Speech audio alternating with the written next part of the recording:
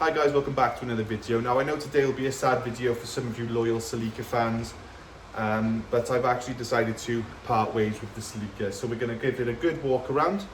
I'm going to show you the full condition of the car, what you can expect to purchase if you are interested in it.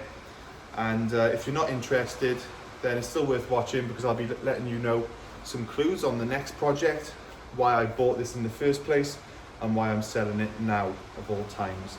When I saw it in my friend's garage and I could see the dust on it, it'd been stood there for a very long time, I thought to myself, it's a very nice example underneath all the dirt, and secondly, it deserves a second chance. And I thought I'm going to be the one that, you know, at least helps it on its journey back onto the road. Now, why have I actually chosen now to sell the car? Well, as I said, I didn't really intend on buying a Celica GT-4 to keep long term for myself. The Evo 10 is my personal car. This was sort of a project for the YouTube channel, and I'm really happy that I sort of stuck it through and we got it running. I always wanted to rebuild the engine. I never really planned on MOTing it, taxing it, insuring it, going through all the expense of that. Just getting insurance for me personally is about £800 on this car, which isn't a problem, but I've got a daily, I've got the wife's daily to insure and tax, and I've also got my Evo 10 that is insured as well. So the last thing I really need is a fourth car to insure. I can only drive one at a time. Now, if you are interested in the car, it's not 100% finished. It is going to need you to have some sort of mechanical skills to look over the car, to finish the car.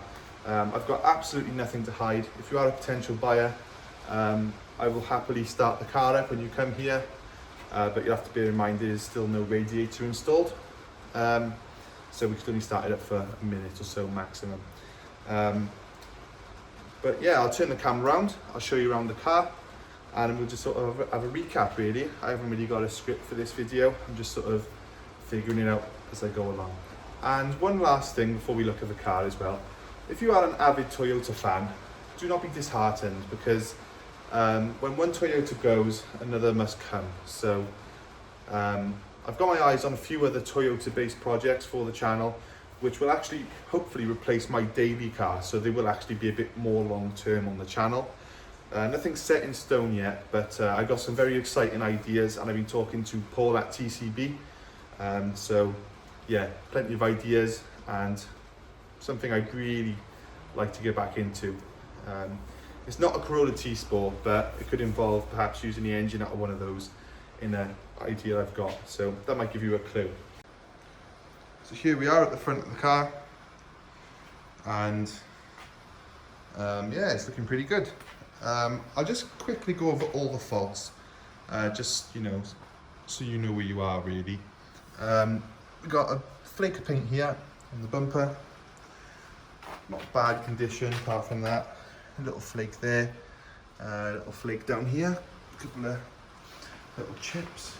We've got, this has been whacked in the past. This side of the car is very clean, very, very clean. Coming round to the back, the car's in pretty good condition. We have a genuine Toyota roof spoiler. I'm told these go for about £400 on their own. Don't quote me on that, but I'm told they're very valuable, very hard to find. So yeah, not really any damage so far, major damage or anything like that. It's a bit sooty, but we have a stainless steel exhaust system from the cat back, so it still does have the catalytic converter in, which I'm sure you'll be happy to know if you want to drive this car on the road. Coming down the side. Now we do have another paint chip here.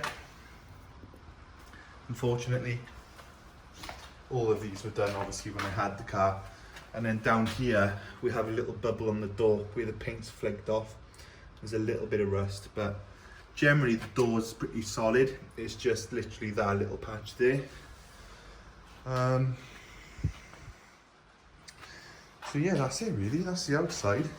I'm sure you've seen other videos on the car before. We've got Rec Speed alloys, I think they were called, all around, with good tread on the tyres. Then Looking at the interior. The interior is in really good nick. No scratches to the dash. The carpets are in pretty good nick. We got you know, nice, good condition seats.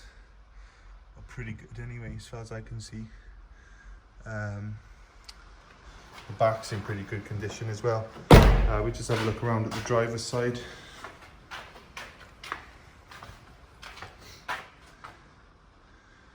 So yeah, pretty good condition. What's the mileage? I'll have a look at that and I'll put that in the description to the video. I think it was 90 something thousand kilometers, which would translate to about 60,000 miles. Here we have a Blitz turbo timer. The radio's actually missing. The previous owner removed it before I had the car for some reason. Well, yeah, that's pretty much it. So what sort of jobs you're going to have to finish on this car if you buy it in its current state? So not a massive amount of work that needs to be done. The alternator needs to be finished, installed. The aircon pump needs to be installed properly. The pulley needs to be installed. The power steering pump needs to be fit. I've got a castle nut kit and pins that need to go on the drive shafts. So if you plan on driving the car, which I'm sure you do, you'd have to jack it up, just check them out, fit them, it'll take you 5 minutes. Put some gearbox oil in, make sure the diff oil's okay. I'm not sure if I drained it, I think probably did. That won't be a big job really, but it's being sold as a project. I'm not making out it's a finished car. It 100% is not finished, but the bulk of the work's been done. The exhaust studs, I need to just get a set of nuts just to put on the studs there. Some of the studs were really crusty when I removed them, so I replaced all the studs, and I couldn't get all the nuts off the old studs because they were rusted on. So the ones I couldn't get off, that's why there's a couple without nuts. But again, you can buy them, they're a couple of pence. That's pretty much it on the engine bay. Oh, you've got to fit the radiator and the fans. I'd imagine an experienced mechanic could probably do it in a day or two. If that, really. The car does start now. There's no fueling problems. It just needs the breathers finishing really, and a few other jobs like that. Come into the boot. Here are the parts. All the parts have been neatly packed away.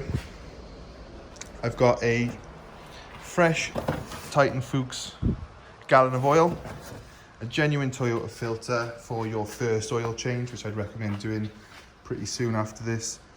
You know, if you want to take it on the road and everything's going smooth, then just change them over. It's, I don't know, 300 miles, something like that. We've got chain springs in the back to match the chain springs in the front. They were in the boot when I bought the car, so I don't know why they weren't fit, but they weren't.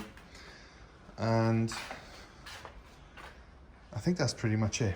Oh, and I've got this lip here, which I might sell if you want it with the car.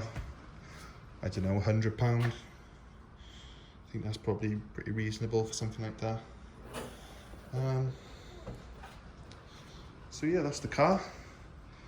And I'm happy with what we've done, you know. It was a GT4 rescue. We've rescued it. It's now a car that people want and not a car that people are scared off by. Because the car with a blown engine, to the majority of people, is sort of just a headache. But now it's running. You know, a lot of people would probably look at this, GT4 enthusiasts, and think, wow, it's so close, I can finish it. So if that's you, then give me a message. So that's it pretty much. I haven't got much more to say. If you like the car, bid on it. If you don't like the car, you just like the videos, don't be disheartened. We've got more projects planned, and yeah, see you in the next one. Cheers.